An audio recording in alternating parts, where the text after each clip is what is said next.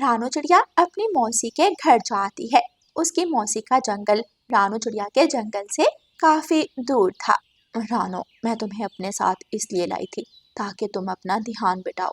मौसी, मैं क्या ध्यान बटाऊं? आज मेरी बेटी को मुझसे बिछड़े पूरा 1 साल हो गया है। रानू, हौसला करो बच्ची, तुम खुद को संभालो। रानू चिड़िया रोने लगती है। मेरी बच्ची ना जाने कहाँ होगी। रानू चिड़िया की इस हालत को देखकर उसकी मौसी भी खामोश हो जाती है। रानू चिड़िया की बेटी को क्या हुआ था, आइए जानते हैं। रानू चिड़िया के जंगल में हर साल मेला लगता था। मेले में जाने के लिए सब पक्षी बहुत ज्यादा खुश थे। गुड़िया भी मेले में जाने के लिए तैयारियों में लगी हुई थी।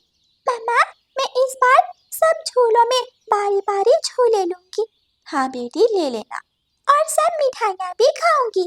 रानू चिड़िया हंसने लगती है। मेरी गुड़िया तो मेरी जान है। मेरी बेटी, तुम जो चाहे खाना, जितने चाहे झूले लेना। मैं इस बार ढेर सारे पैसे लेकर जाऊंगी। गुड़िया खुश हो जाती है।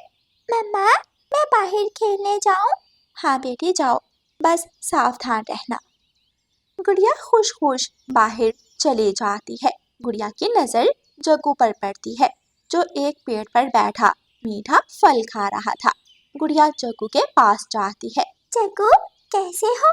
ठीक हूँ गुड़िया, तुम आज यहाँ क्या कर रही हो? मैं खेलने आई हूँ। जग्गू, मेरे साथ खेलो।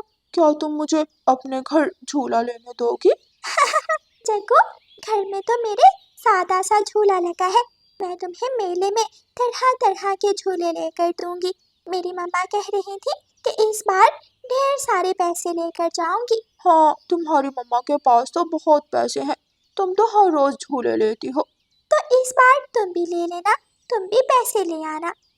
जग्गू कौवा गुड़िया की बातें सुनकर जल्दी से अपने घर को उड़ता है।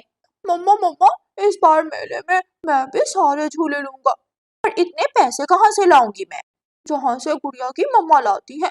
जग्गू, मैं तुम्हारे एक थप्पड़ लगाऊंगी। उस चिड़िया के अपने खेत हैं। अरे मुरब्बे हैं मुरब्बे, और हमारे पास एक पेड़ भी नहीं है। पास बैठा कालू कौवा ये सब सुन रहा था। अरे उस रानू से अगर पैसे ले लूं तो मेरे मजे हैं। कालू कौवा मन ही मन योजना बना लेता है। मेले का दिन आ जाता है। कालू कौवा मेले जाने वाले रास्ते में छुपकर बैठा रानू चिड़िया का इंतजार कर रहा था। रानू चिड़िया अपनी बड़ी सी गाड़ी में आती हुई दिखाई देती है। कालू कौवा मुंह पर मास्क पहने गाड़ी को रोक लेता है। रानू चिड़िया डर जाती है। निकालो, जितने पैसे हैं सब निकालो।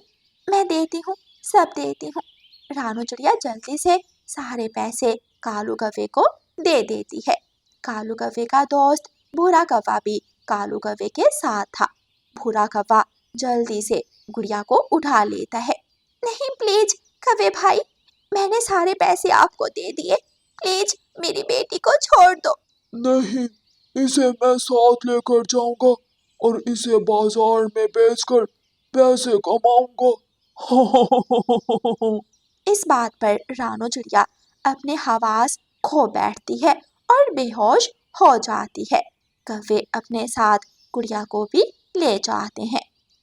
रानू चिड़िया की दुनिया तो गुड़िया से ही थी। रानू चिड़िया टूटे दिल के साथ अपने घर लौट आती है। सब पक्षी रानू चिड़िया से मिलने रानू चिड़िया के घर आते हैं। रानू बहन, ऐसा कभी नहीं हुआ इस जंगल में। ना जाने वो दुष्ट कौवे कौन थे। रानू चिड़िया कोई जवाब नहीं देती और चुप रहती है। पक्षी आते रहे और खुद ही बोलकर जाते रहे, लेकिन रानू चिड़िया को एक चुप लग जाती है। रानू चिड़िया की हालत देखकर रानू चिड़िया की मौसी उसे अपने जंगल ले आती है। वहां आकर भी रानू चिड़िया की हालत वैसी ही थी। वो अपनी बेटी के जाने का गम दिल से लगाकर बैठी हुई। रानू चिड़िया अपनी मौसी के कहने पर उस जंगल में घूमने निकल जाती है। रानू चिड़िया एक पेड़ पर जाकर बैठ जाती है। रानू चिड़िया अपनी बेटी के ख्यालों में गुम थी कि उसे एक छोटे पक्षी की आवाज सुनाई देती है। आंटी प्लीज कुछ मदद करें। एक भिखारन पक्षी उसके सामने प्याला लिए खड़ी थी। रानू चिड़िया की नजर जैसे ही उस पक्षी पर पड़ती है तो बेइख्तियार रानू चिड़िया के मुंह से निकलता है, गुड़िया, गुड़िया मेरी बेटी। गुड़िया भी अपनी मम्मा को पहचान लेती है। रानू चिड़िया अपनी बेटी को सीने से लगा लेती है और रोने लगती है। गुड़िया, तुम कहाँ थी? मैंने तुम्हें कहाँ कहाँ नहीं खोजा। मम्मा, वहाँ एक कौवा खड़ा है, उसने मुझे आपके साथ खड़े देख लिया तो बहुत मारेगा। गुड़िया बहुत ज्यादा घायल थी। रानू चिड़िया अपनी लाडली बेटी की ऐसी हालत देखकर रोने लगती है। बेटी, एक बार मैंने तुम्हें खो दिया, अब मैं तुम्हें नहीं जाने दूंगी। इतने में भूरा कौवा रानू चिड़िया के पास आता है। अरे ओ चिड़िया, भीग देती हो तो दो, वरना छोड़ो इसे। रानू चिड़िया गुस्से में उसे देखती है। ये मेरी बेटी है। भूरा कौवा रानू चिड़िया को पहचान लेता है और वहां से भाग जाता है। मैं तुम्हें छोड़ूंगी नहीं। रानू चिड़िया अपनी बेटी को लिए अपनी मौसी के घर आ जाती है। अरे रानू बेटी, ये कौन है? रानू चिड़िया की मौसी गुड़िया की बेकारन वाली हालत देखकर उसे नहीं पहचानती। मौसी, ये मेरी बेटी है। क्या ये गुड़िया है? ये तुम्हें कहाँ से मिली है? फिर रानू चिड़िया सारी बात अपनी मौसी को बताती है। उस दुष्ट कौवे को तो मैं छोड़ूंगी नहीं। अम्मा, उस कौवे ने मेरे जैसे कितने छोटे पक्षी अपने पास कैद किए हुए हैं। मैं सबको छुड़वा लूंगी। तुम जल्दी से नहा लो, फिर पुलिस स्टेशन जाते हैं। गुड़िया नहाकर साफ हो जाती है। दूसरी तरफ भूरा कौवा भागा भागा अपने अड्डे पर जाता है। कालू यार, गजब हो गया। उस रानू चिड़िया ने मुझे देख लिया और पहचान लिया। वो अपनी बेटी को ले गई है। वो रानू चिड़िया इस जंगल में क्या कर रही है? दूसरी तरफ रानू चिड़िया की मौसी गुड़िया से जगह का नाम पूछकर पुलिस स्टेशन कॉल करती है। पुलिस कौवों के अड्डे पर जाती है। इससे पहले कि कालू कौवा और भूरा कौवा अपना अड्डा तब्दील करते, पुलिस उनको पकड़ लेती है। चलो भाई कौवो, तुम दोनों के आज से बुरे दिन शुरू हो गए हैं। रानू चिड़िया भी गुड़िया और अपनी मौसी के साथ पुलिस स्टेशन आ जाती है। कालू, ये तुम थे? ये तुमने क्या जुल्म किया? अरे डाइन भी साथ घर छोड़कर वार करती है। तुम्हें पैसों की जरूरत थी, मुझसे मांग लेते। ऐसे मेरी बेटी के साथ जुल्म तो ना करते। पुलिस कालू कौवे और भूरे कौवे की खूब धुलाई करती। रानू चिड़िया की ऐसी कहानियाँ सुनने के लिए YouTube सर्च बार में रानू चिड़िया की कहानी लिखें या फिर ये बटन दबाकर बोलकर कहें रानू चिड़िया की कहानी। मैं हूँ नन्ही रानू चिड़िया, करती हूँ मैं ची ची ची। छोटी सी है चोंच मेरी, लगती हूँ बड़ी प्यारी सी। सुबह सवेरे उठ जाती हूँ, सबको मैं जगाती हूँ। फुदक फुदक कर डाली पर मीठे गीत सुनाती हूँ। रानू चिड़िया, रानू चिड़िया, उड़ती जाए फुर फुर फुर। नीला अंबर मेरा घर है, पंख फैलाकर उड़ती हूँ। दाना चुगने आंगन में मैं झटपट नीचे आती हूँ। रानू चिड़िया की शादी एक अच्छे और पढ़े लिखे परिवार में हुई थी। रानू चिड़िया के ससुराल में उसकी सास, नंद और उसका पति मानो चिड़ा थे। शुरू शुरू में सब रानू चिड़िया का बहुत ख्याल रखते थे, फिर आहिस्ता आहिस्ता सब बदलने लगे। एक दिन मानो चिड़ा अपनी पत्नी रानू चिड़िया के लिए प्यार से आइसक्रीम लाता है। मानो जी, आपने माँ जी और पारो बहन को आइसक्रीम दी?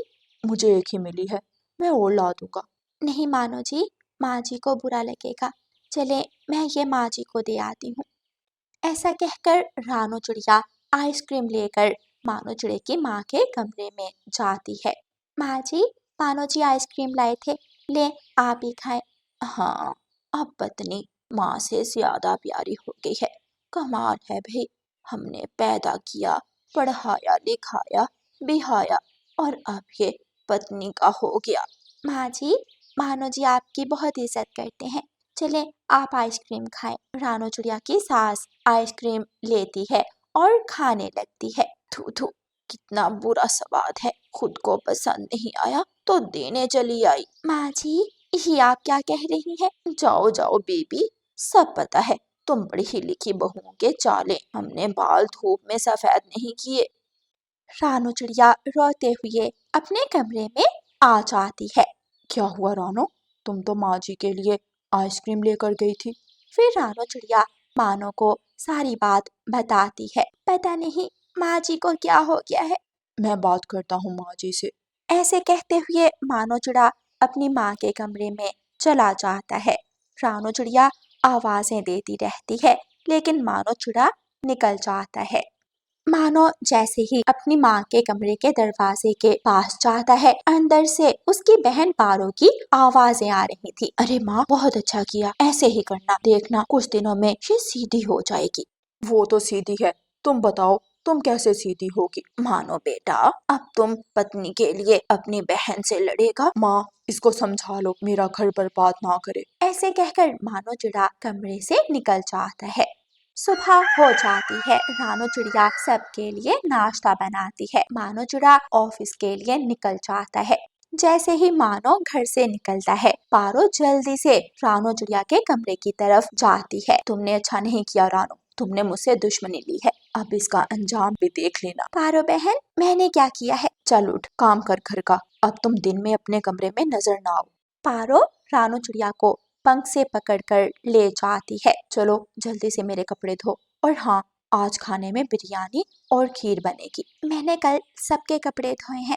पारो अलमारी से इस्त्री किए हुए कपड़े लाकर मट्टी में फेंक देती है। हो गए धोने वाले, चलो अब। रानू चिड़िया सारा दिन गर्मी में काम करती है और फिर चूल्हे के आगे खड़े होकर खाने बनाती है। ज्यादा काम की वजह से रानू चिड़िया की तबीयत खराब हो जाती है और वो बेहोश होकर गिर जाती है। पारो चिड़िया जैसे ही रसोई में आती है, रानू चिड़िया को बेहोश देखकर शोर मचा देती है। माँ माँ, तुम्हारी बहू को क्या हुआ? रानू चिड़िया की सास जल्दी से रानू चिड़िया को उठाकर बुलबुल डॉक्टर के पास ले जाती है। बुलबुल डॉक्टर रानू चिड़िया का चेकअप करती है और कहती है, बधाई हो, आपकी बहू अंडा देने वाली है। रानू चिड़िया की सास तो खुश हो जाती है, लेकिन आपको इसके आराम का और ग़िज़ा का खास ख्याल रखना होगा। अरे, सारा दिन आराम ही करती है। रात को मानो चिड़ा घर आता है। रानू चिड़िया को ऐसे बिस्तर पर पड़ा देखकर परेशान हो जाता है। रानू, क्या हुआ? कुछ नहीं मानो जी, मैं ठीक हूँ। हाँ, सारा दिन बिस्तर पर आराम किया है, मजे हैं भाई। लो भाई, खीर खाओ, अपने पंखों से बनाई है मैंने। मानो बेटा, आज मैं बहू को बुलबुल डॉक्टर के पास लेकर गई थी। उसने कहा था कि रानो अंडा देने वाली है। मानो ये सुनकर खुश हो जाता है। रानो, तुम बस आराम करो, मैं किस लिए कमाता हूँ, मैं तुम्हें एक नौकरानी रख देता हूँ। और हाँ, अब तुम अच्छा अच्छा भोजन खाओ। हमारे जमाने में पतियों को फिक्र ही नहीं थी, देखो जरा आजकल के पति। रानू चिड़िया की सास वहां से चली जाती है। अगले दिन एक बूढ़ी चिड़िया रानू चिड़िया की सास से मिलने आती है। अरे, तुम तो बहुत भाग्यशाली हो जो तुम्हें इतनी सुंदर बहू मिली। अरे, ये सुंदरता तो मेरी बेटी पारो के सामने कुछ भी नहीं। मेरी पारो तो लाखों में एक है। अरे बहन, तुम्हारी बहू तो सेवा करने वाली है। मैं देख रही हूँ कब से इधर उधर काम कर रही है। ये तो दिखावा है बहन, मैं सब जानती हूँ। रानू चिड़िया किसी बात का जवाब नहीं देती और अपने कमरे में जाकर रोने लगती है। अगले दिन रानू चिड़िया अंडा दे देती है। मानो चिड़ा बहुत खुश था। मानो ने एक नौकरानी भी रख दी थी। अब रानू चिड़िया सिर्फ अपने अंडे का ख्याल रखती थी। बेहया बेशरम, हर वक्त अपने पति के साथ चिपकी रहती है। अरे, हमारे जमाने में तो ऐसी लज्जा थी कि पति से बात तक नहीं करते थे। माँ जी, बस बहुत हो गया, आपका जमाना आपके साथ गुजर गया।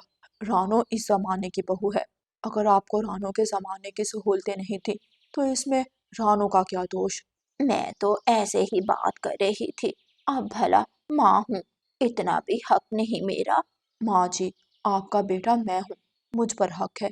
आप मुझे जो मर्जी कह लें, लेकिन आप रानू को कुछ मत कहना और इस पारो को भी समझा दें। ऐसे कहकर मानो चिड़ा वहां से चला जाता है। माँ जी, ये क्या हुआ? ये भाई तो बिल्कुल बदल गया। पारो, मैं तो संभल गई हूँ, अब तुम भी संभल जा।